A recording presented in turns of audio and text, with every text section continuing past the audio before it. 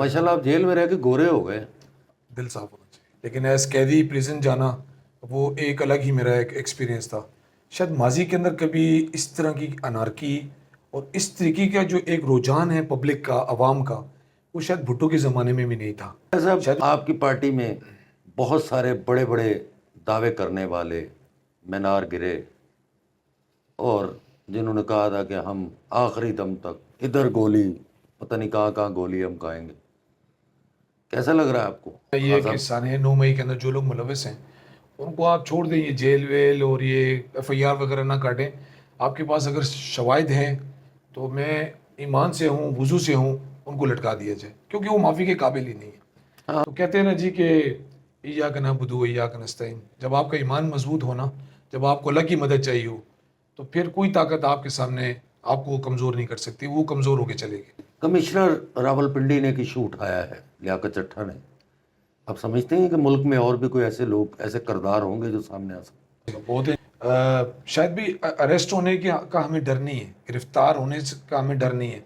हमें सिर्फ एक डर और खौफ है जो आजकल फैला हुआ है, उठा के गायब कर देते हैं। हैं? बिस्मिल्लाहिर्रहमानिर्रहीम। मैं हूँ शाहिद अंजुम और आप मेरा यूट्यूब चैनल देख रहे हैं ऐसे न्यूज़। आज हम ऐसी शख्सियत से आपको मिलवा रहे हैं। सियासत में बहुत नारेबाजी, मैं चट्टान की तरह खड़ा हूँ, मैं पहाड़ की तरह खड़ा हूँ, लेकिन जब वक्त तब्दील होता है तो बहुत सारे चेहरे भी तब्दील होते हैं। लेकिन इस शख्सियत ने अपने बानी का, अपने रहनुमा का साथ इस तरह दिया कि 4 महीने से ज़ायद उन्होंने जेल काटी। उन पे मुकदमे झूठे थे या सच्चे थे, ये फ़ैसला तो अदालत करेगी, लेकिन हमारी इत्तला के मुताबिक उन पर जो इल्ज़ामात थे वो सियासी बुनियादों पर लगाए गए थे। आज दोबारा उन्होंने MPA का इलेक्शन लड़ा। इससे पहले वो मेंबर सूबाई असम्बली सिंध रह चुके हैं। जानी पहचानी शख्सियत राजा अज़हर साहब हमारे साथ मौजूद हैं। अस्सलाम वालेकुम राजा साहब, वालेकुम सलाम। कैसे हैं आप? खैरियत से हैं? अल्हम्दुलिल्लाह, शुक्र है। माशाल्लाह आप जेल में रह के गोरे हो गए। बस ये अल्लाह ताला की निज़ामत है। कोई काले हो जाते हैं, कोई गोरे हो जाते हैं, कोई सेहतमंद हो जाते हैं, कोई कमज़ोर हो जाते अंदर काला नहीं होना चाहिए। हैं। दिल साफ होना चाहिए। कैसी गुजरी आपकी जेल की ज़िंदगी? मैं शायद भी समझता हूँ कि शायद मेरे नसीब में ये था और मुझे शायद जेल के माहौल को भी समझना था। हम एज़ MPA तो वहाँ जाते थे, वो तो एक प्रोटोकॉल की सूरत में जाते थे, लेकिन एज़ कैदी प्रिजन जाना वो एक अलग ही मेरा एक एक्सपीरियंस था। सियासी मुकदमा थे जैसे कि आपने ख़ुद फरमाया, लेकिन जेल के अंदर की कहानी और जेल के अंदर की ज़िंदगी ना आम ज़िंदगी से बहुत ज़्यादा मुख्तलिफ है। बड़ा ज़बरदस्त तजर्बा रहा मेरा। क्या देख रहे हैं इस वक्त? मुल्क में एक नया भूचाल आया हुआ है। देखिए, अनारकी तो हर तरफ फैली हुई है, लेकिन मैं ये समझता हूँ, जहाँ तक हमारे पास नॉलेज है, जो मैंने आज दिन तक पढ़ा और समझा है, शायद माजी के अंदर कभी इस तरह की अनारकी और इस तरीके का जो एक रुझान है पब्लिक का, आवाम का, वो शायद भुट्टो के ज़माने में भी नहीं था। शायद उसकी वजह ये हो सकती है कि सोशल मीडिया का दौर नहीं था। शायद उसकी वजह ये हो सकती है कि अवेयरनेस देने में कमी थी। शायद उसकी वजह ये हो सकती है कि मीडिया चैनल शायद इतने नहीं थे। और शायद ये वजह हो सकती है कि भुट्टो साहब जो फरमाते थे वो लोगों के दिल की धड़कन बनती तो थी, लेकिन उस तरह नहीं बनती थी जिस तरह आज इमरान खान कैदी नंबर 804 की बनती है। आज का जो वक्त है और उस वक्त का जो दौर था, वो कि हम उस वक्त को भी एक अच्छा कहते हैं, एक नज़रिए का दौर था। लेकिन 2018 और 2024 को आप देख लें, मैं समझता हूँ कि पाकिस्तानी कौम के अंदर बहुत बड़ी तब्दीली आई है। तब्दीली का नारा हमारा ज़रूर है, लेकिन वो लोग जो हमारे मुखालिफ भी थे, खान साहब को बंद करने के बाद वो लोग भी डाइवर्ट हुए कि ऐसी क्या वजह कि 200 मुकदमात एक सियासी लीडर के ऊपर बनाए जा रहे हैं जो कि सब के सब झूठे हैं। अल्लाह ताला आसानी फरमाए। इंशाल्लाह हमें मायूस नहीं होना चाहिए और आने वाले जो दिन है, आने वाले जो हमारा वक्त है, वो बहुत अच्छा होने जा रहा है इंशाल्लाह। राजा साहब आपकी पार्टी में बहुत सारे बड़े बड़े दावे करने वाले मीनार गिरे और जिन्होंने कहा था कि हम आखिरी दम तक इधर गोली, पता नहीं कहाँ कहाँ गोली हम खाएंगे। कैसा लग रहा है आपको खान साहब के साथ? मैं समझता हूँ जी कि ये जो वाक़या हुआ सानिया 9 मई, जिसकी हम भरपूर मज़म्मत करते हैं, और मैं हर स्टेटमेंट में मेरा कहना ये है कि सानिया 9 मई के अंदर जो लोग मुलविस हैं उनको आप छोड़ दें, ये जेल वेल और ये FIR वगैरह ना काटें। आपके पास अगर शवाहिद हैं तो मैं ईमान से हूँ, वुजू से हूँ, उनको लटका दिया जाए, क्योंकि वो माफ़ी के काबिल ही नहीं है। हाँ लेकिन बहुत। उसकी आड़ के अंदर जो हमारी तजलील की गई पूरे पाकिस्तान के अंदर, मैं समझता हूँ कि ये बर्दाश्त के काबिल नहीं है, हमें इस तरफ नहीं जाना चाहिए। लेकिन जहाँ आपने बात की कि हमारे वो बड़े लोग, बड़ी क़यादतें, अल्लाह ताला के बाद जिस सियासी लीडर ने उन पर भरोसा किया, उनको इज़्ज़त दी, वो आप फ़िक्र नहीं करें, वो दोबारा, मैंने सुना है कि दोबारा आने की कोशिश कर रहे हैं। तो मैं उनको ये पैगाम देना चाहता हूँ कि अब जो है ना, वर्कर वो वाला वर्कर नहीं है कि आप टिश्यू पेपर समझें और उनको इस्तेमाल करें। अब इंशाल्लाह उनका मुकाबला करेंगे, और जिन्होंने गोली खाने का कहा था वो बहुत ज़्यादा कोशिश कर रहे हैं। तो मैं उनको ये वाज़ेह पैगाम देना चाहता हूँ कि थ्रेड्स देना बंद करें। आपकी पार्टी में, तहरीक इंसाफ में कोई जगह नहीं है। अगर आप किसी भी चैनल को इस्तेमाल करेंगे, किसी भी प्लेटफॉर्म को इस्तेमाल करेंगे, तो मेरा उनके लिए भी, ये मैं नहीं हूँ, मेरे मेरे मेरे मेरे से मतलब मेरे वर्कर्स हैं, उस प्लेटफॉर्म को भी जो है ना इस दफ़ा शर्मिंदगी उठानी पड़ेगी। आपका वो जो वक्त था ना, खान साहब को उतना शायद दुख नहीं हुआ होगा जितने 2-4 लोगों के जाने से हुआ, अफसोस हुआ, क्योंकि खान साहब ब्लाइंड ट्रस्ट करते थे। और ये क्या बात हुई कि आप आधा घंटा ना सब्र कर सके, उस शख्स को आपने मात देने की कोशिश की या नाकाम करने की कोशिश की जो आप पे ब्लाइंड ट्रस्ट करता था, 30 साल का भरोसा करता था। तो कहते हैं ना जी कि इय्याका नअबुदु व इय्याका नस्तईन, जब आपका ईमान मजबूत हो ना, जब आपको अल्लाह की मदद चाहिए हो, तो फिर कोई ताकत आपके सामने आपको कमज़ोर नहीं कर सकती, वो कमज़ोर होकर चलेगी। आप मेंबर सूबाई असम्बली रहे पिछले टर्म में, अभी दोबारा इलेक्शन हुए, चले हार जीत तो होती रहती है, कैसे देखते हैं आप इस इलेक्शन को? देखिए, मैं खराज तहसीन पेश करता हूँ पाकिस्तान की आवाम को, ख़ास तौर पे कराची की आवाम को। आपको पता है कि कराची की आवाम, जब भी इलेक्शन होते हैं, निकलना बहुत मुश्किल होता है, निकालना बहुत मुश्किल होता है। और ख़ास तौर पे हम एक वर्ड यूज़ करते हैं, मम्मी डैडीज़ नहीं निकलते, मम्मी डैडीज़ नहीं निकलते, क्योंकि वो भी इंसान है, हमारी तरह की हैं। आप बिलीव करें शायद भाई, मुझे तो कहने की ज़रूरत नहीं है, आपका सोशल मीडिया मौजूद था, आपका मीडिया मौजूद था, लोग सुबह 6:30-7 बजे से निकलना शुरू हो गए थे, पढ़ी लिखी फैमिलीज़ निकलने लग गई थी। और अब तो वो अवेयरनेस भी आ गई कि फॉर्म 45 ने बड़ा कमाल कर दिया। न सिर्फ हमारे दावों को झूठा सच्चा करेगी, बल्कि फॉर्म 45 पूरी दुनिया को, पूरे मुल्क को ये अवेयरनेस दे रहा है कि इस बार इलेक्शन जो हुआ वो कैसा हुआ। और पहले तो हम पे ये एक दबा था कि हमारे साथ शायद 2018 में कोई खड़ा था, तो इस बार कौन खड़ा था हमारे साथ? उस वक्त भी हमारे साथ अल्लाह ताला ही थे, अल्लाह ताला की मदद थी। इस बार भी हम दहशतगर्द हैं, FIR कटी हुई हैं, कैंपेन ठीक तरीके से नहीं चला सके, हमारे लीडर जेल में बंद कर दिए गए हैं, हमें कैंडिडेट्स को उस तरीके से कैंपेन नहीं करने दी जिस तरीके से हमारा राइट है, तक छीन लिया, हमारा हक है, बल्ला हमसे छीन लिया गया। उसके बावजूद आप देखिए, बड़ी तारीख है कि पार्टी का सिंबल न होने के बावजूद आप आज़ाद उम्मीदवार को जाके वोट कर रहे हैं। लोग हमसे पूछ रहे थे आपका सिंबल क्या? हमें पाकिस्तान तहरीक इंसाफ के आज़ाद उम्मीदवारों का सिंबल्स बताएं, क्योंकि हमारी अवेयरनेस इतनी लोगों तक नहीं पहुंच सकी थी।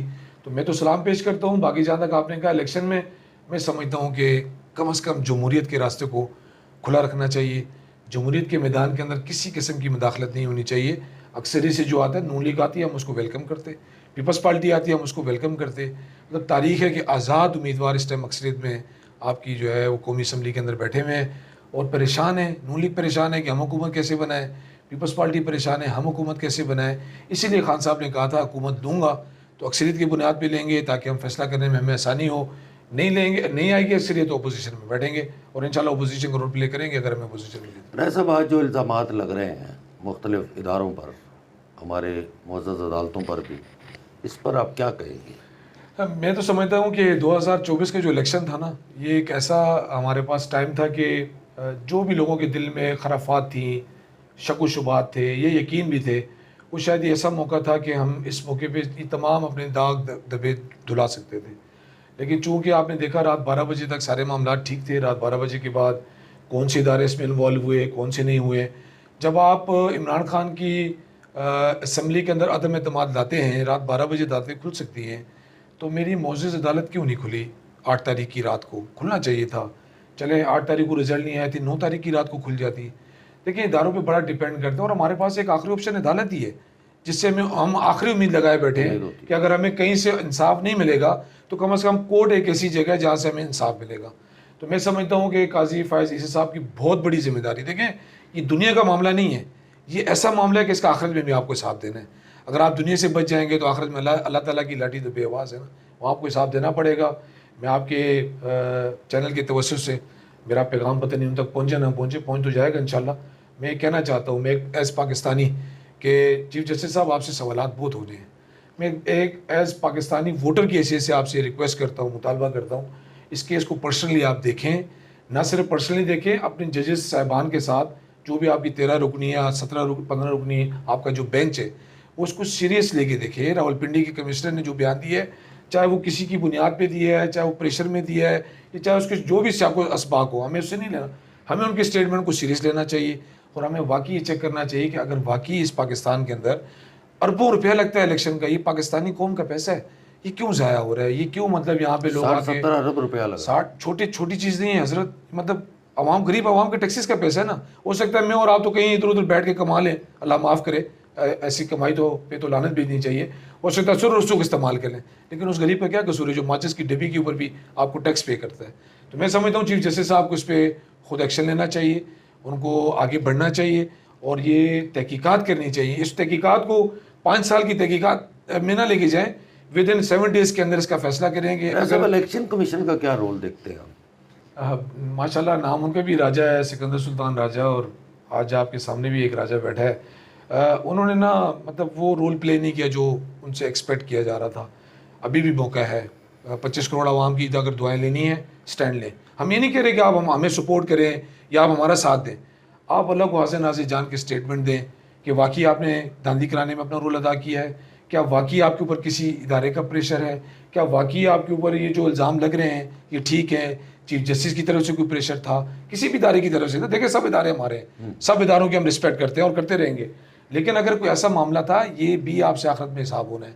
इलेक्शन कमीशन ने क्या करना है, जहाँ पे उस पर प्रेशर नहीं होगा उसका फैसला वो दे देगा, जहाँ पे प्रेशर होगा टाल मटोल करेगा, ट्रिब्यूनल में डाल देगा। और ट्रिब्यूनल आपको पता है, गुज़िश्ता मेरी 41 साल उम्र हो चुकी है, मैंने अपने दौर के अंदर 4 इलेक्शन देख चुका हूँ। इलेक्शन ट्रिब्यूनल में जो गया वो रुलता ही रह गया, उसका आज दिन तक कोई फैसला नहीं हुआ, ना हुआ आज दिन तक। मैं समझता हूँ इलेक्शन कमीशन को ट्रिब्यूनल से पहले इस पाकिस्तानी कौम की जो गैरत है, इस पाकिस्तानी वोटर्स का जो फैसला है, हक़ राय दही है, उसको इस्तेमाल करते हुए फैसला इंसाफ पर करना चाहिए। कमिश्नर रावलपिंडी ने एक इशू उठाया है, लियाकत चट्टा ने।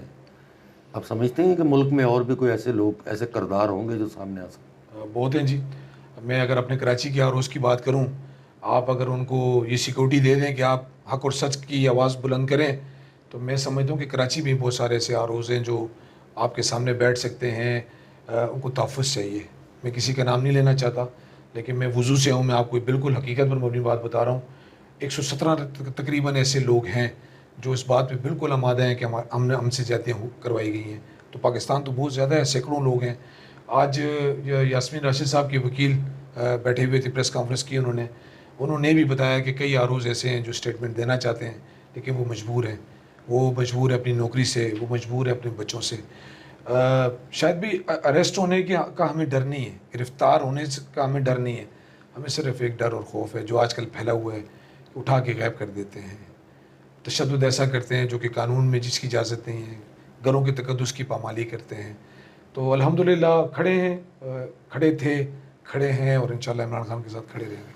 आप, आखिरी सवाल आपसे, आप ये बताएं कि क्या अगर ये इस तरह मामला चलता रहा और आप ये समझते रहे कि इंसाफ नहीं हो रहा, तो क्या पाकिस्तान तहरीक इंसाफ एहतजाज की तरफ जाएगी? एहतजाज तो देखिए, हम पुरअमन एहतजाज की कॉल तो अपनी दी हुई है। हर हमारा सैटरडे को जो है वो, लास्ट सैटरडे को भी हमारा इलेक्शन कमीशन के बाहर पूरे पाकिस्तान में हमारा प्रोटेस्ट कॉल हुई थी। बिल्कुल हम अपने वोटर्स के तहफ़्फ़ुज़ देने के पाबंद हैं। हमें वोट पड़ा है, हम एज़ कैंडिडेट अपने वोट का तहफ़्फ़ुज़ लेंगे इंशाअल्लाह। लेकिन हम कैसे लेंगे? हम तो अदालतों में जाके ले सकते हैं। जब हमें वहाँ से भी इंसाफ नहीं मिलेगा, फिर हमारा राइट है कि हम सड़कों पे आएँ, हम पुरअमन प्रोटेस्ट करें, पुरअमन एहतजाज करें। और वो एक लिमिटेड रिसोर्सेज से स्टार्ट होता है। जब वहाँ भी नहीं सुनवाई होती, जब वहाँ भी आपकी बात नहीं सुनी जाएगी, तो डेफिनेटली वो पूरे पाकिस्तान में वो फिर एहतजाज फैलेगा। और इंशाल्लाह इसका हम प्लान कर रहे हैं। हम नहीं चाहते कि इस किस्म की कोई अनारकी हो, क्योंकि तीसरे लोग आके बीच में अनारकी पैदा करते हैं और 9 मई जैसे वाक़यात को पैदा करने की कोशिश भी करते हैं, करते रहेंगे। तो हमने उनसे भी बचना है। लेकिन मैं समझता हूँ कि अगर चीफ जस्टिस साहब इस केस को देख लें, तो शायद हमें इन एहतजाजों में या प्रोटेस्ट कर कॉल देने की शायद हमें ज़रूरत न पड़े। ये चुप शुप रहने की कोई कॉलेज वाले आ रही हैं आपको अभी? प्रेशर तो इलेक्शन वाले दिन जब ये रिजल्ट्स वगैरह हो रहे थे तो कॉल्स डेफिनेटली आई थी, लेकिन इय्याक नअबुदु व इय्याक नस्तईन। राय साहब फरमा रहे थे कि ना तो हमें जेलों का डर है, ना हमें गिरफ्तारियों का डर है। हम आज भी चाहते हैं हमारे साथ इंसाफ हो। एहतजाज पुरअमन हम करते रहेंगे, जो हमारा हक है, और ये कोशिश करेंगे कि जिनसे हमने वोट लिया है उनके वोट का हक उनको दिलाएं। मिलते हैं मज़ीद व्लॉग के साथ। देखते रहे ऐसे न्यूज़। अल्लाह निगहबान।